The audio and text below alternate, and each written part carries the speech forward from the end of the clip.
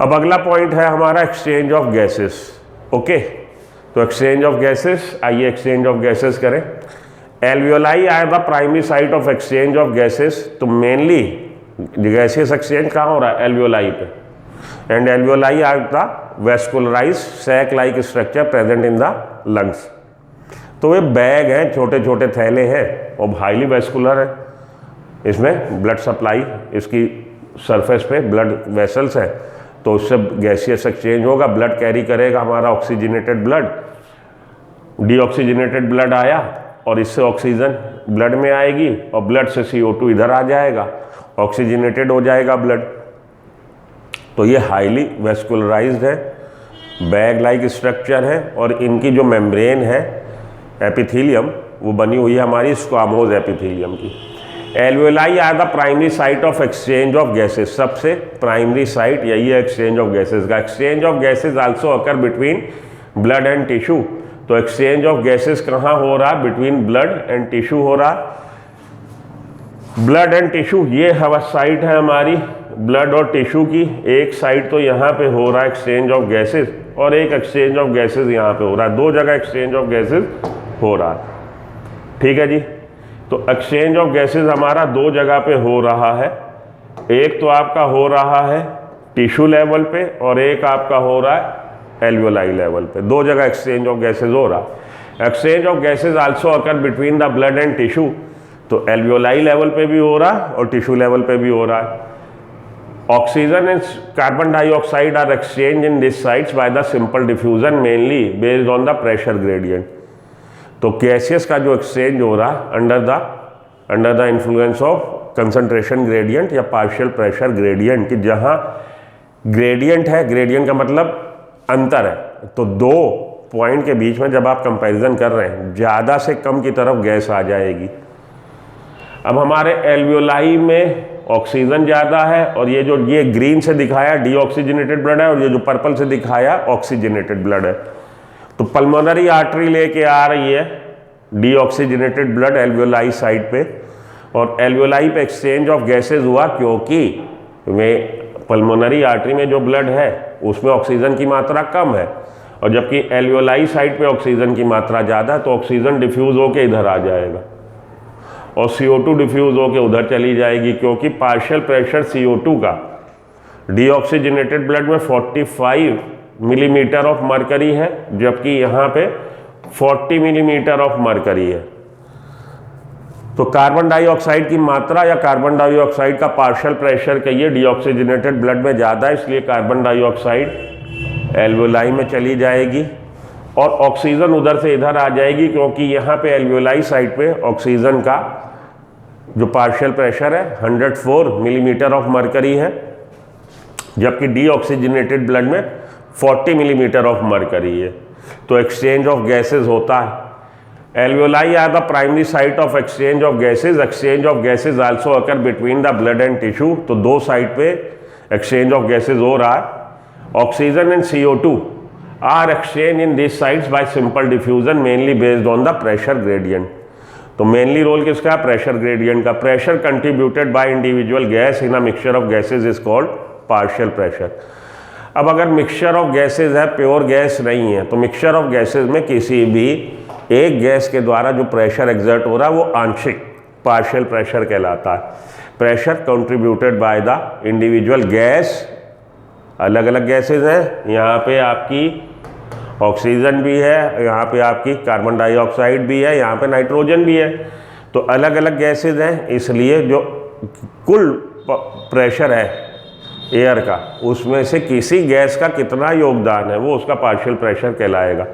तो pressure contributed by the individual gas in a mixture is called partial pressure of that gas and represented, और इसको हम लोग PO2 partial pressure O2 for oxygen and PCO2 partial pressure for CO2 carbon dioxide के लिए, इस तरह से हम लोग इसको रिप्रेजेंट कर देते हैं। Partial pressure of oxygen is in inspired air. जब हम एयर एटमॉस्फेयर से ले रहे हैं तो इंस्पायर्ड एयर में 159 है, एल्वियोलाई तक आते आते 104 हो जाता है, क्योंकि रास्ते में एनाटॉमिकल डेड स्पेस भी है। तो 159 आपका एयर में है और एल्वियोलाई लेवल तक आते आते वो 104 मिलीमीटर ऑफ मरकरी हो जाता है और डीऑक्सीजनेटेड ब्लड जो आ रहा है उसमें 40 मिलीमीटर ऑफ मरकरी है respectively. While the carbon dioxide का एटमॉस्फेयर में 0.3 एटमॉस्फेरिक एयर में 0.3, 40 है आपका एल्वियोलाई में और 45 मिलीमीटर ऑफ मरकरी है डीऑक्सीजनेटेड ब्लड में।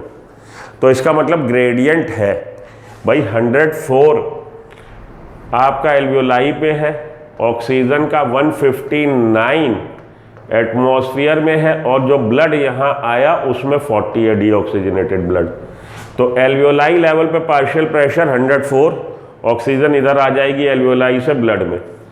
और दूसरा देखिए आप, ये तो हो गया PO2 के लिए जानकारी कि PO2 का क्या सीन है और PCO2 का क्या सीन है। PCO2 0.3 है एटमॉस्फेयर में, एल्वियोलाई में है 40 मिलीमीटर ऑफ मरकरी और डीऑक्सीजनेटेड ब्लड में है 45 मिलीमीटर ऑफ मरकरी। इसलिए कार्बन डाइऑक्साइड तो एल्वियोलाई में चली जाएगी डीऑक्सीजनेटेड ब्लड से एल्वियोलाई में, और एल्वियोलाई से ऑक्सीजन इधर आ जाएगी क्योंकि ग्रेडियंट है। ग्रेडियंट से गैसेस का डिफ्यूजन गवर्न होता है। तो आपने देखा the data clearly indicates there is a concentration gradient for oxygen from alveoli to blood and from blood to the tissue. Concentration gradient होता है, एल्वियोलाई से ब्लड में आएगी ऑक्सीजन और जब यहाँ पे ऑक्सीजन आएगी तो ऑक्सीजन 45 मिलीमीटर ऑफ मरकरी लेके आ रहा हमारा ऑक्सीजनेटेड ब्लड, जबकि यहाँ पे अंदर है हमारा 40 मिलीमीटर ऑफ मरकरी। तो ये इसको दे देगा ब्लड, सॉरी 95 लेके आया है ये ब्लड ऑक्सीजनेटेड ब्लड इसको दे देगा टिश्यू को ऑक्सीजन, जहाँ पे यहाँ पे और पार्शियल प्रेशर ऑक्सीजन का 40 मिलीमीटर ऑफ मरकरी था। भाई 104 आपका एल्वियोलाई में है और डीऑक्सीजनेटेड ब्लड 40 लेके आया तो उधर से ऑक्सीजन आपने इधर मिला दी। अब जब वो लेके गया है ऑक्सीजनेटेड ब्लड तो 95 मिलीमीटर ऑफ मरकरी है, 95 मिलीमीटर ऑफ मरकरी लेके वो टिश्यू लेवल पे आया और टिश्यू लेवल पे ऑक्सीजन कितनी है 40, तो 95 उसने फिर इधर दे दी और 40 ये लेके इधर गया और घूम के यहाँ आ गया 40। क्लियर है? इसको आप ध्यान से देखो और इसकी प्रैक्टिस करो। आप अलग अलग दोनों का फ्लो चार्ट बनाइए, एक तरफ ऑक्सीजन का और एक तरफ कार्बन डाइऑक्साइड का। ऑक्सीजन की मात्रा एल्वियोलाई में 104 मिलीमीटर ऑफ मरकरी है पार्शियल प्रेशर, जबकि एटमॉस्फेयर में 159। एटमॉस्फेयर से जब आपने ब्रीद इन किया 159 को, वो एल्वियोलाई तक आते आते 104 रह गया और डीऑक्सीजनेटेड ब्लड जो पल्मोनरी आर्टरी लेके आई है उसमें 40 मिलीमीटर ऑफ मरकरी है पार्शियल प्रेशर ऑक्सीजन का। एल्वियोलाई पे 104 है तो एल्वियोलाई इसको दे देगा ऑक्सीजन। 40 लेके आया था डीऑक्सीजनेटेड ब्लड, 95 लेके जा रहा वापस। तो 95 लेके वो कहाँ आया? राइट हमारे लेफ्ट ऑरिकल में आया, लेफ्ट ऑरिकल से लेफ्ट वेंट्रिकल में और लेफ्ट वेंट्रिकल से ऑरोटा से वो डिफरेंट बॉडी लेवल पे गया। अब 95 लेके गया है वो 95 मिलीमीटर ऑफ मरकरी ऑक्सीजन का। टिश्यू लेवल पे पहुंचा, वहाँ पे 40 मिलीमीटर ऑफ मरकरी है ऑक्सीजन का, तो उसने 95 वाले ने 40 वाले को दे दिया, तब तक दिया जब तक कि उसका खुद 40 ना हो गया। फिर वो 40 डीऑक्सीजनेटेड ब्लड लेके वापस आया है हमारे सुपीरियर वेना केवा और इंफीरियर वेना केवा से आके कहाँ गिरा? आके गिरा हमारा वो राइट ऑरिकल में, राइट ऑरिकल से राइट वेंट्रिकल, राइट वेंट्रिकल से पल्मोनरी आर्टरी और फिर से एल्वियोलाई पे। तो ये आपने देखा कि ऑक्सीजन के लिए ग्रेडियंट काम करता है और ऑक्सीजन का पहले डिफ्यूज़न होगा एल्वियोलाई से डीऑक्सीजनेटेड ब्लड में, वो ऑक्सीजनेटेड ब्लड हो गया। ऑक्सीजनेटेड ब्लड जब पहुंचा है टिश्यू पे तो ऑक्सीजनेटेड ब्लड से ऑक्सीजन टिश्यू में आ जाएगी, दो जगह ऑक्सीजन का डिफ्यूज़न हुआ। इसी तरह से अब CO2 की बात करते हैं तो ऑक्सीजन की बात हुई, तो आप देखेंगे कि ऑक्सीजन के लिए जो ग्रेडियंट है वो alveoli to blood and tissue level पे ब्लड टू टिश्यू। अब CO2 की बात करिए, डीऑक्सीजनेटेड ब्लड आया है हमारा एल्वियोलाई पे, वो 45 मिलीमीटर ऑफ मरकरी लेके आया है पार्शियल प्रेशर कार्बन डाइऑक्साइड का, और एल्वियोलाई लेवल पे 40 है, तो 45 वाला 40 को दे देगा। अब जो ऑक्सीजनेटेड ब्लड गया उसमें 40 है, 40 वाला PCO2 पहुंचा टिश्यू लेवल पे, तो टिश्यू लेवल पे पार्शियल प्रेशर कार्बन डाइऑक्साइड का 45 है, टिश्यू उसको दे देगा, ऑक्सीजन ले लेगा और कार्बन डाइऑक्साइड दे देगा, तो ये डीऑक्सीजनेटेड ब्लड हो गया जो वापस पहुंच गया कहाँ, हमारे राइट ऑरिकल में, राइट ऑरिकल से राइट वेंट्रिकल, राइट वेंट्रिकल से पल्मोनरी आर्टरी, पल्मोनरी आर्टरी से एल्वियोलाई। ये चल रहा है, ये हो रहा है एक्सचेंज ऑफ गैसेस हमारे नॉर्मल ब्रीदिंग में। तो दो जगह एक्सचेंज ऑफ गैसेस हो रहा है, दोनों जगह कंसंट्रेशन ग्रेडियंट या पार्शियल प्रेशर का ग्रेडियंट ऑक्सीजन या कार्बन डाइऑक्साइड के डिफ्यूजन के लिए रिस्पॉन्सिबल है। और ये जो डिफ्यूजन होता है डाउन द ग्रेडियंट होता है, डिफ्यूजन जो होगा डाउन द ग्रेडियंट होगा, higher concentration area to lower concentration area, और गैसेस के लिए हम कह सकते हैं higher partial pressure area to the lower partial pressure area. Okay, तो ये हुआ आपका exchange of gases. The exchange of gases between tissue blood capillaries and tissue cells is called internal respiration. जो ये एक्सचेंज ऑफ गैसेस हुआ इसको internal respiration, respiration 3 तरह का है, टर्म यूज होते हैं, external respiration, internal respiration and cellular respiration. External respiration क्या है, जो हम normal breathe in breathe out कर रहे हैं। इंटरनल रेस्पिरेशन क्या है, diffusion of gases at the alveoli side and diffusion of gases at the tissue side. तो exchange of gases between tissue and blood capillary and tissue cells is called internal respiration. और cellular respiration क्या है, cellular respiration जो cell में होता है, जो हमारा एरोबिक रेस्पिरेशन जिसमें माइटोकॉन्ड्रिया भी पार्टिसिपेट करता है। साइटोप्लाज्म में आपकी ग्लाइकोलिसिस होगी और माइटोकॉन्ड्रिया में आपका क्रेब्स साइकिल, TCA साइकिल होगा। The exchange of gases between tissue blood capillaries and tissue cells is called internal respiration, and partial pressure of oxygen in alveoli is higher than that in the deoxygenated blood in the capillary or pulmonary artery, and partial pressure of carbon dioxide, ये अभी आपको मैंने discuss किया, फिर से पढ़ने की ज़रूरत नहीं है।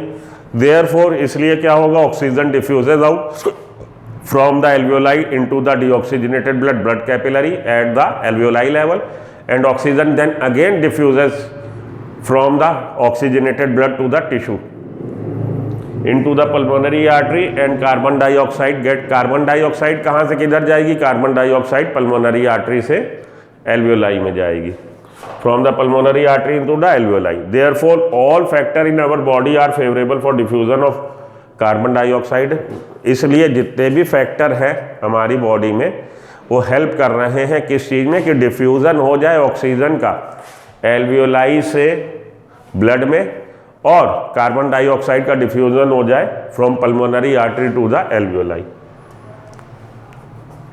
ना मिलीमीटर, तो ये जो डिफ्यूजन मेम्ब्रेन डिफ्यूजन बाउंड्री बन रही है उसकी थिकनेस जो है 1 मिलीमीटर से कम है, नियर अबाउट 0.2 मिलीमीटर है।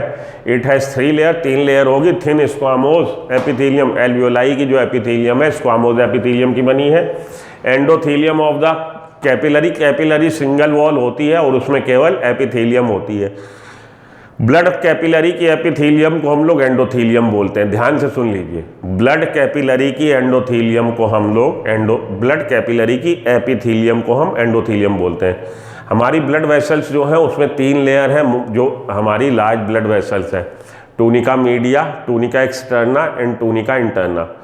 ब्लड कैपिलरी केवल सिंगल वॉल है, इसमें केवल सिंगल लेयर होती है, वो एपिथेलियल सेल्स है। और ब्लड कैपिलरी की एपिथेलियम को हम लोग एंडोथेलियम बोलते हैं। Endothelium of the alveolar capillary मेज अप ऑफ स्क्वामोज एपिथेलियम, और इनके बीच में प्रेजेंट होगा basement membrane between the 2 layer. A film of lecithin lines the alveoli of lungs that lower the surface tension and keeps the alveoli open. Lecithin ये एक तरह का phospholipid है, ये बायोमोलिक्यूल में मैंने आपको लेसिथिन और सिफेलिन का डिफरेंस पढ़ाया है। ये वही लेसिथिन है, ये कह रहा है जी एल्वियोलाई के ऊपर लेसिथिन की लेयर होती है और उसकी वजह से सरफेस टेंशन कम हो जाएगा, लंग्स डिस्टेंडेंट रहेंगे, लंग्स कोलैप्स नहीं करेंगे। और अगर लेसिथिन बच्चा पैदा हुआ उसके एल्वियोलाई पे लेसिथिन की लेयर नहीं है तो बच्चा कोलैप्स कर जाएगा। अब ट्रांसपोर्ट ऑफ गैसेस, ये नेक्स्ट टाइम नेक्स्ट क्लास में ट्रांसपोर्ट ऑफ गैसेस बहुत इंपॉर्टेंट है। आज के लिए इतना काफ़ी है। आज वाला जो था पल्मोनरी आर्टरीज और वेन्स, इसको आप ध्यान से पढ़ लीजिएगा। ये हमारे लंग कैपिलरीज और लंग वॉल्यूम्स, ये भी बड़े इंपॉर्टेंट थे।